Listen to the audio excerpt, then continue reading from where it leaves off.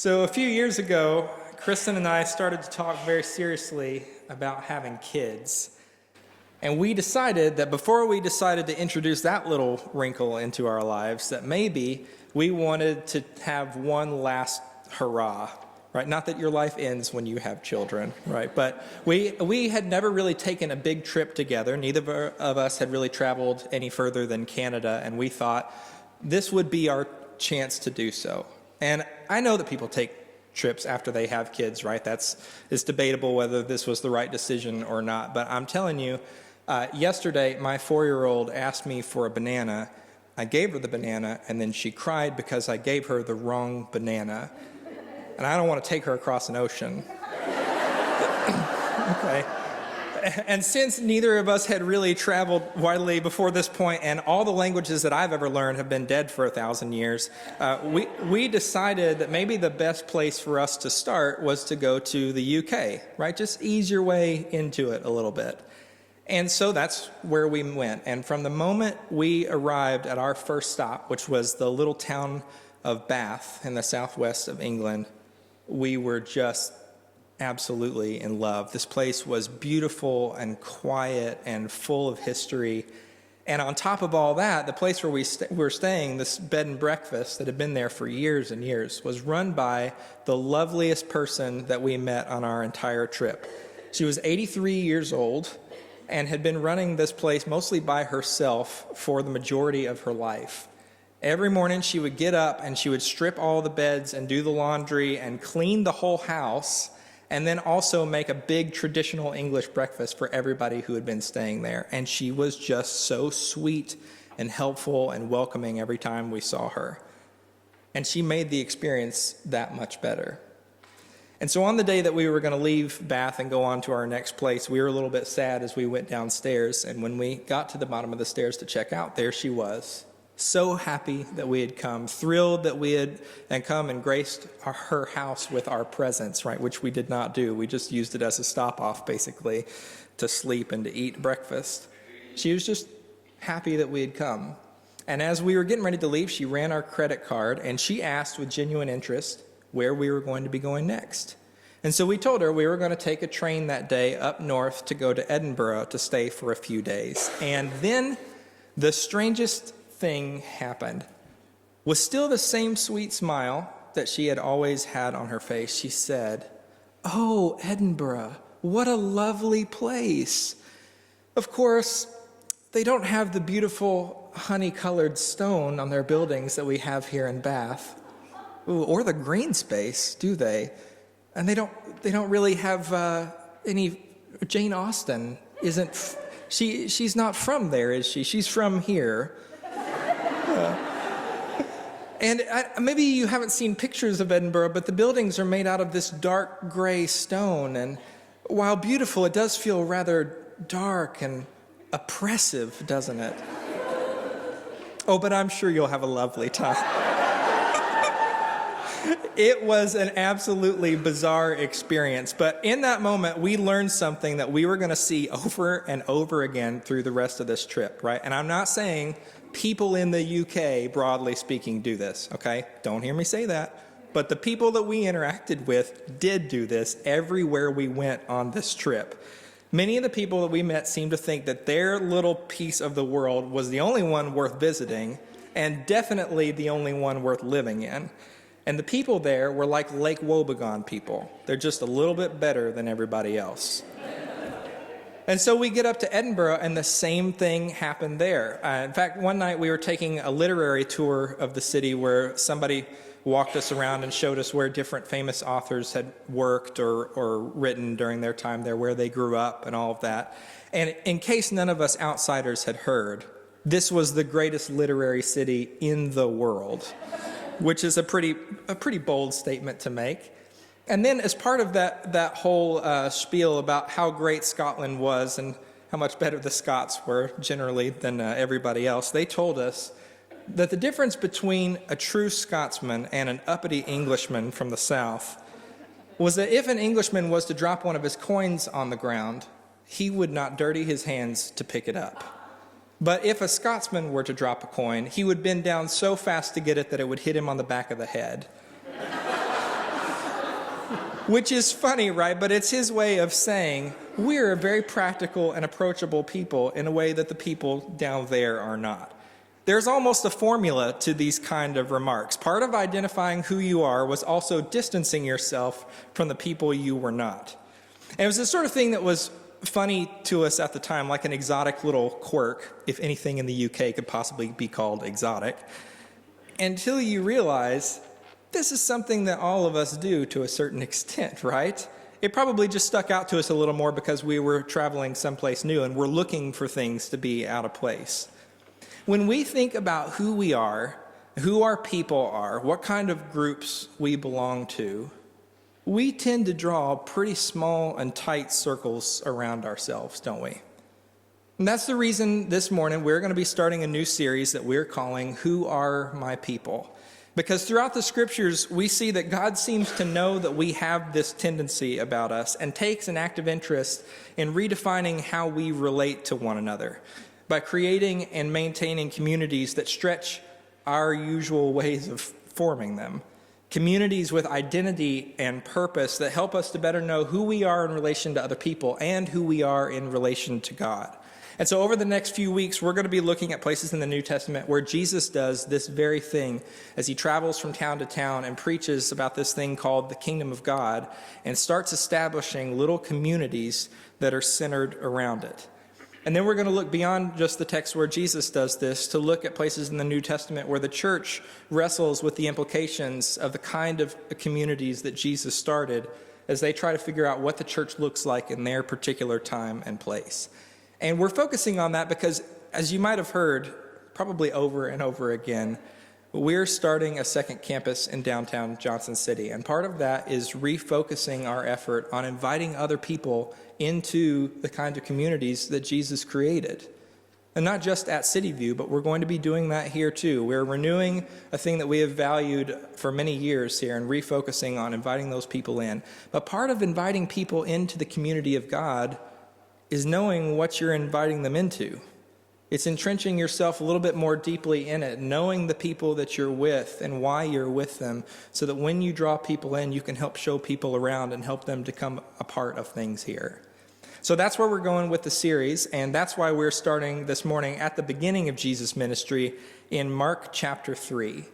And if you look at this text, you'll notice that when we come here, there's a crowd of people that is crammed into a house to hear from this new rabbi that everybody seems to be talking about. The guy who's going around healing people who have had ailments or disabilities since birth. A guy who is casting out evil spirits, and on top of doing all of that, is teaching in a way that upsets both Jewish and Roman authorities, which is pretty impressive to, within 3 chapters, alienate basically everybody in power. So no one's quite sure what to make of Jesus just yet. And in a world where you don't yet have Netflix and social media to keep you entertained all the time, when somebody like this comes to town, you want to hear what they have to say. And so that seems to be what's happening here. And to understand a little bit more what's going on in this scene, it's even more important than usual, I think, to get a picture of this scene in our minds. Jesus is not on a hillside or a lake here. He is teaching a house full of people. So when we imagine it, let's imagine a space that is hot and cramped with that smell you get when there are too many people in a room in an age before air conditioning and good antiperspirant. It's a room that is close and stuffy that makes you feel borderline claustrophobic. And as you sit there sweating, you can look around and tell that the vibe of the room is pretty mixed. I think oftentimes when we imagine Jesus teaching somewhere, we imagine crowds that are excited to be there and to hear what he has to say. But it seems pretty clear from the context of Mark that there's not just one kind of person in this room. There are people who came because they're curious, for sure. There are also people here because they want to be healed, or they want to advocate for a family member or a friend who needs to be healed. There are people who came here hungry because they didn't have enough money to get something to eat that morning. And there are people who came very well fed before they decided to come and hear Jesus. There are people in here who are poor and have no power. And at the same time, there are people in the room who are scribes and Pharisees, teachers of the law who are well respected in the Jewish community. Some of whom probably just came to see what the fuss is about. Others of whom came looking for reasons to justify their growing suspicion that this guy might cause trouble for them and their people. So Jesus is there. He's in the middle of teaching these people, probably entertaining a question every now and then or sparring with some of the religious leaders like he does throughout the Gospels, when suddenly there is a growing murmur among the people in the room, and the people who are on the outside walls start to pass forward a message to Jesus. Your family is outside and they're looking for you. And at this point, it's probably important to know, as some of the folks in the crowd that day may have, why his family is there in the first place. They're not just there because they miss him, right? Which for some reason is how I always imagined this when I heard this story as a kid. They didn't just really miss Jesus and come out to visit him. They're here because they're worried about him. We learn from Mark chapter 2 and the beginning of chapter 3 that as Jesus is going around healing people and casting out demons, some people seem to think that he's only able to do these things because he is himself possessed by a demon. We also learn, too, from Mark's insight that there are people here who already think that what Jesus is doing is a threat to their power and authority, and they're already plotting to bring him down.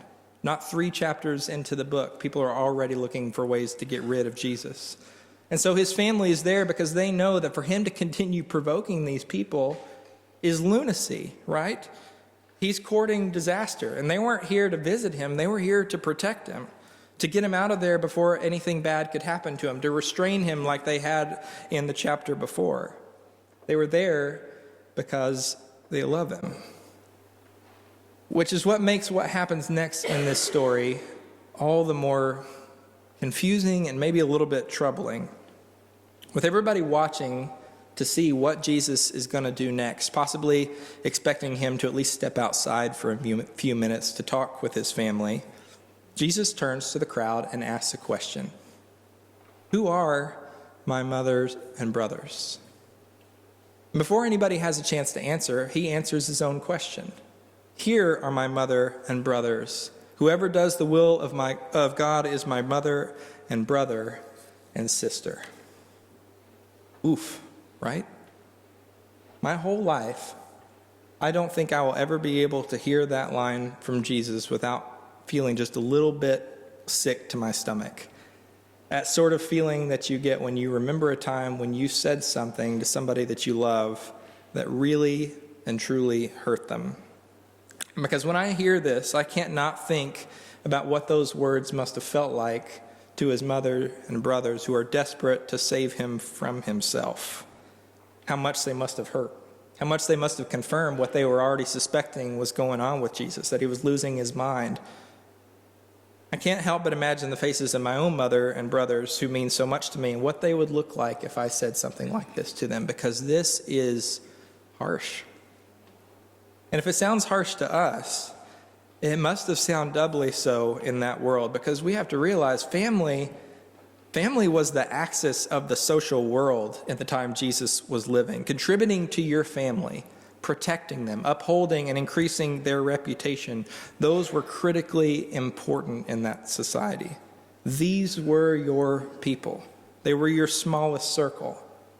I mean, there were, of course, other groups that people belonged to. People would identify themselves in multiple ways, the way that we still do, right? That's why you see groups like Pharisees and Sadducees in the Bible, or Jews and Gentiles. Of course, people had their feet in many different social realms, but if you were to ask somebody who they were, they would almost certainly identify themselves immediately within the context of their genetic family, the way that probably most of us still do. And it's not like Jesus is socially unaware, right? It's not like he didn't know how this might make his family feel or how at odds this was with all the usual ways of determining who your people are and aren't. And so we have to imagine that if Jesus knows these things and he says them anyway, Jesus isn't a mean-spirited person. He's saying them because they are critically important to laying the groundwork for the kind of ministry he has come to do among these people. to the message of this kingdom of God that he keeps talking about as he goes from town to town. This new reality where God's presence is near and real and governs every aspect of our life together, from how we treat the things that we buy and own to how we relate to other people. He is saying that our usual ways of identifying ourselves, the boundaries of our typical communities, they're just a little bit smaller than what God has in mind. That we need to redefine who are my people. We need boundaries that are big enough to fit not only ourselves and the people who look like us and share our genetic material, but are also big enough to fit in everybody in that room with all of their different backgrounds and expectations for who Jesus was and what he would do. There are different ways of interpreting the scriptures. There are different hope for the kind of future that God was building for all of them and for even more people than they had in mind as they sat there that day. And yet, a community that is still bounded by a common purpose, a way of telling who we are and who we are not. And Jesus fleshes out what it means to be part of one of those communities in ways that we'll look at later in this series. But he starts right here by relocating the center of our life together. It is not, our life is not defined by the genetic material that we share with other people or the shared interests that we have with other people. Our communities are defined by our participation in the mission of God to make the world whole and right and well. That is the core of our life together as Jesus imagines it.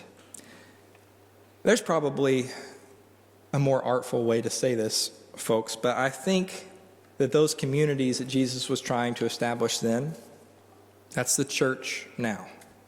Not just Grandview, but the church all over the world, right? The entire body of Christ. But because we belong to this particular corner of that bigger body of Christ that we call Grandview, let's just talk for a moment about what that might look like here. What Jesus envisions in this hot, cramped little space is the kind of community that we are called to create among ourselves, that we are called to invite other people into, the kind that gives people life and starts to make the world whole and right and well in very practical ways in one another's lives. There's something about this that is pretty inspiring, isn't it? It's an inspiring vision of what the church could be and do if we were to rally around the mission that God lays out for us. There's something that is inspiring because all of us want to be part of something that's bigger of ourselves, don't we? We want to be known by other people, to create that experience of family that we had as a kid, or if we didn't have a good experience of family as a kid, to create the kind that we wish we had, the kind that we saw other people have, in a way that makes us feel at home and connected, needed and wanted, and maybe even loved in a way that we've never quite experienced before. There is much about this that is compelling. But there is also something about this vision of a community centered around God's mission that is to be the centerpiece of our lives that makes us clench up a little bit inside, doesn't it? There's something that in us that looks at the possibility that the church could be this kind of community with the same skepticism and tension that a lot of people probably felt as they were listening to Jesus in their room that day. Because here's the thing, creating this kind of community has always involved risk. It involved risk in Jesus' day when people were willing to stick their neck out and join his group of people, when Jesus was on a path that was eventually going to lead to his physical destruction, right? And it involves risk for us here today, because if we are to pledge ourselves to the community of God fully and to go all in here, that means that we can't really guard our family time as closely as we would like to. It means that we won't have as much time for ourselves and our own interests the way we would love to. It means that sometimes you're going to try to put yourself out there and it just won't work for you. You will try to invite people over for lunch. You will try to start a small group, and you will try multiple times maybe, and it never quite gels, and it leaves you feeling sort of like a square peg in a round hole. It leaves you feeling like maybe there isn't a place for you at all. If you are afraid that that might be the case, if you were to try to entrench yourself a little bit more deeply here, you should just know that's a very real possibility. It shouldn't be, but because we are people who are trying to create community together. That is a risk that we take. But when we do keep our commitment to loving God and one another first, to pursuing the mission first, to partnering with God and making the world whole and right and well, there is also the possibility that we can find that we have more people than we thought we had, in a way that makes our lives richer, in a way that is compelling for other people and helps to communicate to them the kind of world that God has envisioned for us, where things work as they ought to. I'm going to do something a little bit different than I normally do here.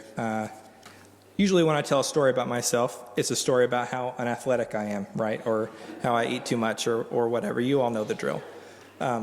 This story is a little bit different. Many of you will know that a few years ago, our family decided to foster a little girl. And I'm going to try not to get emotional about this, but, it's a risk you take coming here.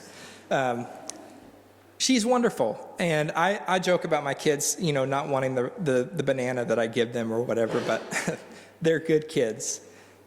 We didn't know what we were getting ourselves into when we started this. It was a very scary process. And, people would say to us when we told them we were going to start fostering, they would say, I don't think I could do that. Which is crazy to me because we are not brave people, folks. We are not particularly skilled parents. If you were to come and see me on any given day, it's painful sometimes to watch. And it was scary to us because there was just so much that was unknown. Our families didn't live here when we started the process. And so we wondered, what's it going to be like for us if this is harder than we thought it was going to be? What if we need childcare and we don't have the money for it? What if this is more expensive than we had imagined? What if we get a kid and their problems are more than we could possibly deal with? Which is all a very real possibility. But at the time, we had been part of a small group for about a year and a Sunday school class for several years since we had been here. And one of the things that we noticed over and over again throughout this process is how much the people in the church were willing to rally around us at every stage of us fostering Grace.